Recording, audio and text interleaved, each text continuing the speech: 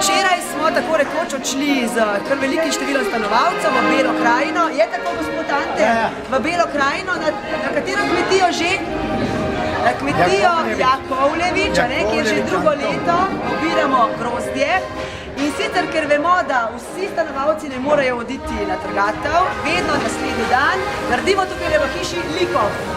Takrat ločimo zdravo grozdje od bolnega grozdja, spečkamo stvari, meljemo in potem sprešamo, na kar damo potem v velik sod, kjer začne vino vreti.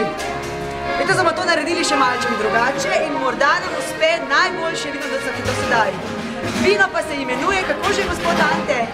Fužinčan. In to je že 7. letošnje vino, ki ga bomo na svetega Martina potem tudi krstili in za novo leto na Silvestra tudi veselo odprli že kot pravo vino.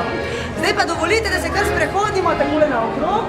Namreč, včeraj smo obrali več kot 370 kg grozdja in tukaj le gospod že ločuje grozdje v manjšo posodo, kamor potem to odnesemo na same mize, stanovalci pečkajo, čistijo grozdje in potem, če gremo tukaj naprej.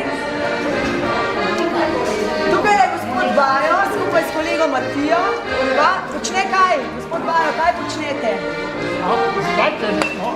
Ne vem, kako bo za spočalo. Prešamo, je tako. Vsako leto naši stanovalci prešajo grozdje, in tudi letos je gospod Bajo tistih glavnih stanovalcev, ki preša to sladko vino Kerner.